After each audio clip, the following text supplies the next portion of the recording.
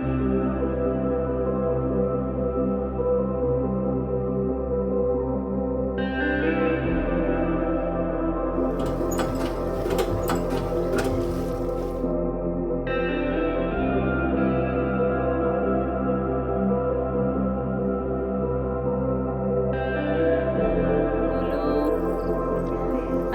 వాకిళ్ళు ఏం చెప్తా. నమస్తే అండి, ఎలా ఉన్నారండి? మీరంతా బాగున్నారా? నేనైతే మీ అందరి దయ వల్ల హ్యాపీగానే ఉన్నానండి. ఎందుకనో మిమ్మల్ని అందరినీ చాలా మిస్ అవుతున్నట్టుగా అనిపిస్తుందండి. మిమ్మల్నే కాదండి, నన్ను నేను మిస్ అవుతున్నట్టుగా కూడా అనిపిస్తుంది. ఎందుకు అలా అనిపిస్తుందో తర్వాత చెప్తాను. ఫస్ట్ అయితే ఇవాళ వీడియో ఏంటంటే, ప్రీవియస్ వీడియోలో హెర్బల్ ఆయిల్ కోసం అమ్మాళ్ళ ఇంటికి వెళ్ళామని చెప్పాను కదండి. అమ్మాళ్ళ ఇంటికి వెళ్ళిన తర్వాత అక్కడ ఏమేమి చేస్తామో చూపించడంతో పాటు మరెన్నో విషయాల్ని ఈ వీడియోలో మీతో షేర్ చేసుకుంటాను. అమ్మాళ్ళ ఇంటికి వెళ్ళే ముందు మేము చేసే పని ఏంటో మీకు తెలుసు కదండి. వచ్చిన ఆర్డర్స్ అన్నీ పెండింగ్ లేకుండా మన వాళ్ళందరికీ కొరియర్ చేసేసిన తర్వాత అమ్మాళ్ళ ఇంటికి వెళ్తామండి. హెర్బల్ ఆయిల్, జీడిపప్పు ఆర్డర్స్ మాత్రం పెండింగ్ ఉంటాయండి. ఎందుకంటే అవి స్టాక్ అయిపోయిన తర్వాతే అమ్మాళ్ళ ఇంటికి వెళ్తాం కాబట్టి ఆ రెండు తెచ్చిన తర్వాత పెండింగ్ ఉన్న పార్సిల్స్ కూడా ఎవరికి పంపించాల్సినవి వాళ్ళకి పంపించేయడం జరుగుతుంది.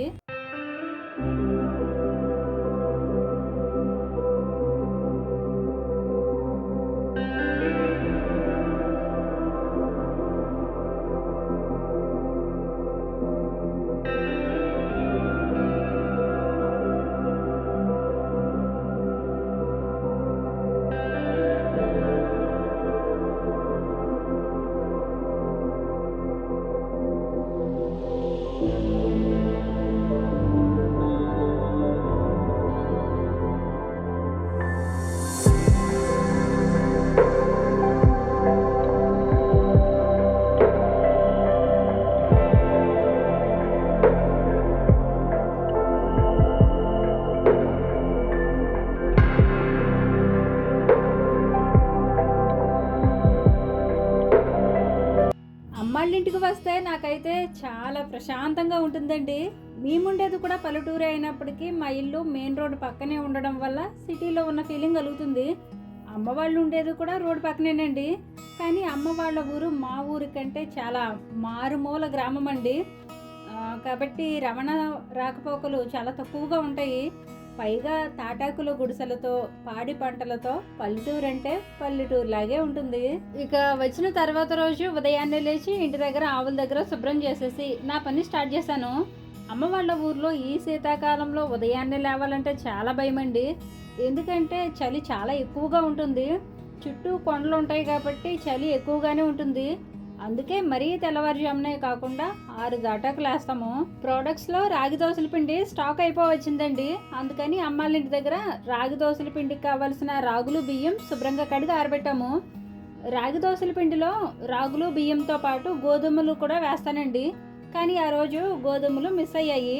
ఇంటికి వెళ్ళిన తర్వాత గోధుమలు పట్టించి పిండి కలుపుదాంలే అని ఉన్న వాటిని కడిగి ఆరబెట్టుకున్నాము. అసలైతే ఇవి మా ఇంటి దగ్గరైనా తయారు చేసుకోవచ్చు, కానీ ఇక్కడికి రావడం వెళ్ళడమే చాలా టైం పడుతుంది. ఇక్కడ నుంచి ఇంటికి వెళ్ళాక మళ్ళీ ఇవి రెడీ చేయాలంటే మళ్ళీ ఒకరోజు వీటికి టైం కేటాయించుకోవాలి. హెర్బల్ ఆయిల్ కోసం ఎలాగో అమ్మాళ్ళ ఇంటికి వచ్చాం కాబట్టి ఆయిల్తో పాటు రాగి దోశల పిండి కూడా తయారు చేసేసుకుంటే రాగులు ఆరిపోయిన తర్వాత నాన్న వాళ్ళకి పిండి మిల్లు ఉంది కాబట్టి పిండి కూడా పట్టించి తీసుకెళ్ళిపోవచ్చు. ఒక్క రోజులో 2 ప్రోడక్ట్స్ అయిపోతాయి, టైం కూడా సేవ్ అవుతుందని రాగి దోశల పిండి కూడా రెడీ చేసేసాము. రాగులు అయితే వచ్చేటప్పుడు తెచ్చుకున్నామండి. అమ్మ వాళ్ళ ఊరు చిన్న గ్రామీణ ప్రాంతం కాబట్టి ఊర్లో అయితే ఏమీ దొరకవండి. అమ్మ వాళ్ళ ఊరికి 30 కిలోమీటర్ల దూరంలో ఒక ఊరు ఉంటుందండి. ఇంట్లోకి కావాల్సిన నిత్యావసర సరుకులు కావాలన్నా, ఇంకేం కావాలన్నా సరే ఆ ఊరి నుంచే తెచ్చుకుంటారు. అమ్మ వాళ్ళకి చిన్న కిరాణా షాప్ ఉందండి. వాళ్ళు కూడా షాప్లోకి కావాల్సినవి ఆ ఊరి నుంచే తెచ్చుకుంటారు.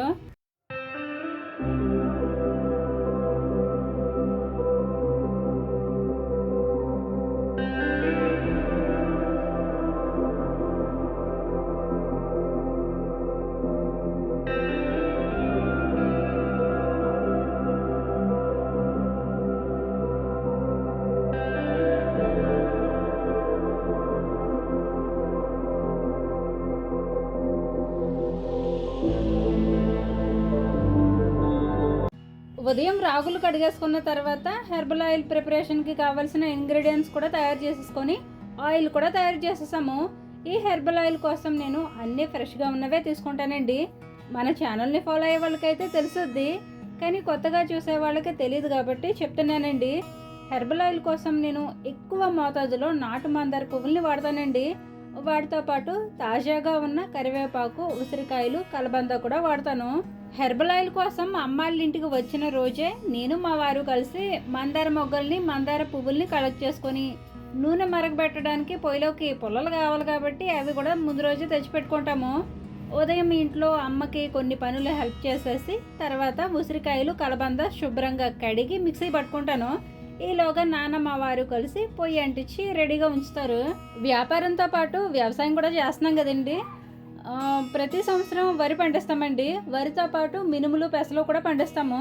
అయితే ఈ సంవత్సరం మొంతా తుఫాన్ ప్రభావం వల్ల ఈ సంవత్సరం చాలా లాస్ వచ్చిందండి. ముఖ్యంగా పెసలు, మినుములు అయితే భారీగానే నష్టం వచ్చింది. పెట్టిన పెట్టుబడికి 10% కూడా పంట చేతికి రాలేదండి. మేము 3 సంవత్సరాల నుండి వ్యవసాయం చేయడం స్టార్ట్ చేసామండి. స్టార్ట్ చేసిన సంవత్సరంలో మినుములు, పెసలు వేసాము. అదృష్టం కొద్దీ లాభం లేదు, నష్టం లేదు. రెండో సంవత్సరం నువ్వులు పండించాము. మొత్తం నష్టమే వచ్చింది. ₹1 కూడా చేతికి రాలేదండి. ఇక ఈ సంవత్సరం కూడా పెసలు, మినుములు రెండూ నష్టమే వచ్చాయి. ప్రస్తుతానికైతే వరి అయితే బాగానే ఉందండి, కానీ మళ్ళీ తుఫాన్ ఉందని చెప్తున్నారు. ఒకవేళ మళ్ళీ తుఫాన్ వస్తే గనక నోటి వరకు వచ్చిన పంట నేలపాలు అయిపోయినట్టే. సరేనండి, ఆయిల్ తయారు చేసేసిన తర్వాత గుమ్మడికాయలు హార్వెస్ట్ చేసాము. ఈ గుమ్మడికాయలు ఎందుకో మీలో చాలా మందికి తెలిసే ఉంటుంది. లాస్ట్ ఇయర్ లాగే ఈ ఇయర్ కూడా గుమ్మడి వడియాలు పెడదామని గుమ్మడికాయలన్నీ కోసేసాము. నేను 1000 గుమ్మడికాయలు టార్గెట్ పెట్టుకున్నానండి, కానీ 500 కాయలే దొరికాయి. ప్రస్తుతానికైతే కొన్ని దొరికాయి. అవి కాకుండా ఇంకా తెలిసిన వాళ్ళని కూడా అడిగాము, ఇస్తానన్నారు. అవి ఇవి కలిపి గుమ్మడి వడియాలు పెడదాం అనుకుంటున్నాను. వడియాలు పెట్టే సీజన్ దగ్గరలోనే ఉంది కదండి, అందుకని ముందుగానే గుమ్మడికాయలన్నీ కోసేసి స్టోర్ చేసుకున్నాను. ఇప్పుడు కోసే గుమ్మడికాయలన్నీ మన సొంతవేనండి. అమ్మ వాళ్ళ ఇంటికి దగ్గరలో ఉన్న తాతయ్య వాళ్ళ చేలోనూ, ఇంటి ముందున్న ఖాళీ స్థలాల్లోనూ నాన్న ఎక్కడ ఖాళీ ఉంటే అక్కడ గుమ్మడి పాదులు పెట్టేశారు. నాన్న పెట్టినవి కాకుండా అమ్మమ్మ కూడా కొన్ని గుమ్మడి పాదులు పెట్టిందండి. అవి కూడా కోసేసాము. వ్యాపార పరంగానైనా వ్యవసాయ పరంగానైనా అమ్మ నాన్న మాకు చాలా బాగా హెల్ప్ చేస్తారండి. కొన్నిసార్లు ఆయిల్స్కి కావాల్సిన మందార పువ్వులన్నీ నాన్నే తెచ్చి ఉంచుతారు. అలాగే నాకు మా పిన్ని వాళ్ళ పిల్లలు, అమ్మమ్మ, పిన్ని వీళ్ళందరూ ఇక్కడ నాకు అవసరమైన పనులన్నీ హెల్ప్ చేస్తారండి. ఒకవేళ వీళ్ళ హెల్ప్ లేకపోతే వ్యాపారమైనా వ్యవసాయమైనా రెండు కష్టంగానే ఉన్ను. ఈ గుమ్మడికాయలు కంటికి కనిపించకుండా పొదల్లో దాక్కుని ఉంటాయండి. కింద చూసుకుంటూ జాగ్రత్తగా కొయ్యాల్సి ఉంటుంది. పాములు అయితే పెద్దగా కనిపించవు కానివ్వండి, తుప్పల్లోకి డొంకల్లోకి వెళ్ళి కొయ్యాలంటే భయంగానే ఉంటుంది. నాన్న కోసేటప్పుడు కత్తితో క్లియర్ చేసుకుంటూ కోసేవారు. ఈ మధ్య నా కష్టానికంటే మా వారి కష్టమే ఎక్కువైపోయిందండి. పాపం ఓవైపు డ్యూటీ చేసుకుంటూ మరోవైపు నాకు హెల్ప్ చేస్తూ తను కూడా బిజీగానే ఉంటున్నారు. ముందు రోజు నైట్ డ్యూటీ చేశారండి. ఇంటి దగ్గర కొంతసేపు కూడా పడుకోకుండా అమ్మాళ్ళ ఇంటికి తీసుకొచ్చారు. వచ్చాక భోజనం చేసేసి కొంతసేపు అంటే కొంతసేపు పడుకొని సాయంత్రం మందార పువ్వులన్నీ తెచ్చిపెట్టారు. తర్వాత రోజు ఇలా అన్ని పనులు హెల్ప్ చేశారు. మళ్ళీ ఇంటికి వెళ్ళాక పార్సిల్స్ ప్యాక్ చేయాలి. అవి ప్యాక్ చేసేసి మళ్ళీ డ్యూటీకి వెళ్ళాలి. కట్టుకున్న శ్రీవారికి ఖాళీ టైం ఇచ్చామనుకోండి, టీవీ, సెల్ ఫోన్ తప్ప రెండో ప్రపంచం తెలీదు. వీళ్ళకి ఎప్పుడు ఏదో ఒక పని ఉండేలా క్రియేట్ చేసామనుకోండి, బరువు తెలుసుకొని బాధ్యతగా ఉంటారు. నేను ఒక వీడియోలో మా వారు మందు, సిగరెట్ మానిపించగలిగానని చెప్తే అది ఎలా సాధ్యం సుమా, ఆ ట్రిక్స్, టిప్స్ మాకు కూడా చెప్పచ్చు కదా అని కామెంట్స్లో అడిగారు. తప్పకుండా దాని గురించి త్వరలో వీడియో చేస్తానండి. మగాడికి మందు, సిగరెట్లు ఎలాంటి చెడు అలవాట్లు లేకపోతే ఇలాంటి పూరి గుడిసెలోనైనా హాయిగా కాపురం చేయొచ్చు. అవునంటారో కాదంటారో కామెంట్స్లో చెప్పండి. వసే బుజ్జాయ్, ఇదే నాకులాగా పెద్దగా ఉందనుకుంటుంది. మొక్కలు, ముగ్గులు, అలికిన వాకిళ్ళు. ఏం చెప్తా ఉండుగా, మా పిన్ని మా పిన్ని మా పిన్ని అదిగో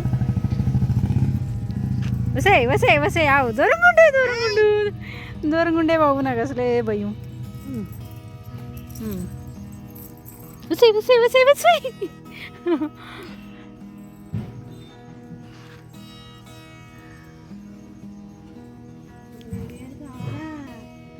బాగుంది కదా, చక్కగా ముగ్గులు పెట్టావు, నిండుగా ఉంది ఇల్లు, భలే ఉంది. నాకు ఇలా కట్టుకోవాలని ఉంది పిన్ని. డాబా ఇల్లు మీద అస్సలు లేదు, ఇలా చిన్న తాటకిల్లు కట్టుకోవాలని ఉంది. నీకులాగా అందంగా ముగ్గులు అవి పెట్టుకొని 4 కోళ్ళు 4 కుక్కలు 4 ఆవులు నిజం అలానే పెంచుకోవాలని ఉంది నాకైతే. ఎంత బాగున్నాయి చూడు ముగ్గులు. పోన్లే, వెళ్ళావా ఇది బాగా స్కూల్కి వెళ్ళావా?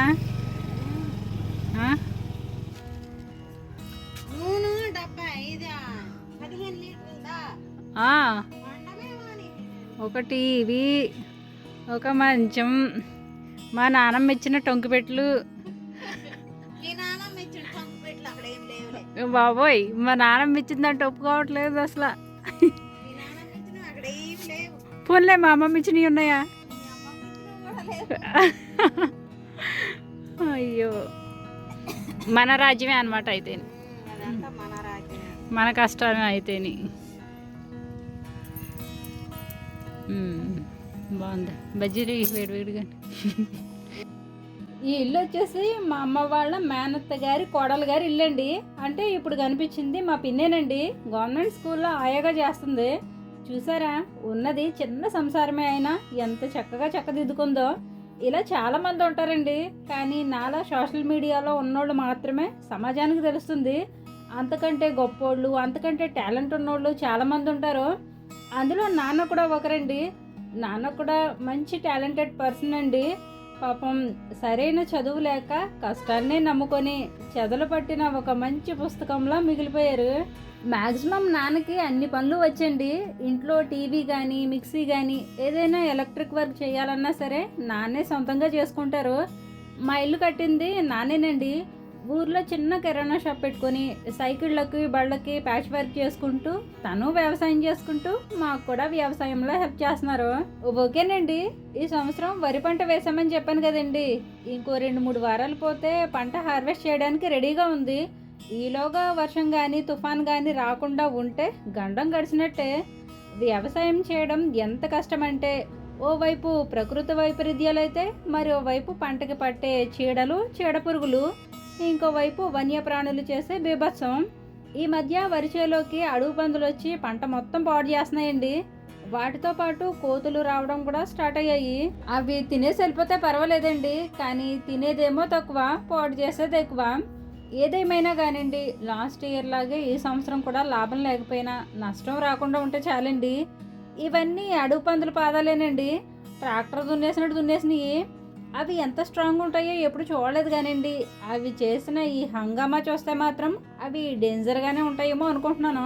సరేనండి, ఆ రోజు ఉదయం రాగి దోశల పిండి కోసం పిండి రెడీ చేసుకొని ఆయిల్ తయారు చేసుకొని గుమ్మడి వడియాల కోసం గుమ్మడికాయలు కూడా సిద్ధం చేసేసుకొని వెళ్ళే ముందు పొలం ఎలా ఉందో చూసుకొని ఇంటికి వెళ్ళడానికి అన్నీ రెడీ చేసుకునేసరికి ఆ రోజు రాత్రి 7 అయిందండి. మా ఇంటికి వెళ్ళేసరికి టైం 10 అయ్యింది. ఒకవేళ ఈ వీడియో లాస్ట్ వరకు చూసుంటే కనుక మీకు అర్థమయ్యే ఉంటుంది ఎందుకు మిమ్మల్ని అందరినీ మిస్ అవుతున్నానో. మీతో సరదాగా ఎన్నో విషయాలు షేర్ చేసుకోవాలని ఉంటుంది. ఈ వీడియోలో చూపించిన మా పిన్ని వాళ్ళ ఇల్లులాగా, కానీ నాకు ఏ పని ప్రశాంతంగా చేసుకునే అంత టైం ఉండదండి. ఈ వీడియో కూడా హడావిడిగానే రికార్డ్ చేశాను. అందుకే మిమ్మల్ని మిస్ అవడంతో పాటు నన్ను నేను మిస్ అవుతున్నానని చెప్పాను. మంచి మంచి వీడియోస్తో వస్తూ మిమ్మల్ని అయితే అస్సలు మిస్ అవ్వనండి. ఓకేనండి, ప్రోడక్ట్స్ కోసం ఎవరైనా కాంటాక్ట్ అవ్వాలనుకుంటే స్క్రీన్ మీద కనిపిస్తున్న వాట్సాప్ నెంబర్కి కాంటాక్ట్ అవ్వండి. ఇక ఈ వీడియో మొత్తం చూశారు కాబట్టి అమ్మాళ్ళ ఇంటికి వెళ్ళడం, అక్కడ మేము చేసుకున్న పనులు, మా వ్యవసాయం, అలాగే మా పిన్ని వాళ్ళ ఇల్లు అన్నీ చూసిన తర్వాత ఈ వీడియోపై మీ అభిప్రాయం ఏమిటో కామెంట్ చేసి, మీకు ఈ వీడియో నచ్చితే తప్పకుండా లైక్ చేయండి. మరో మంచి వీడియోతో మళ్ళీ వస్తాను. ఉంటానండి, నమస్తే.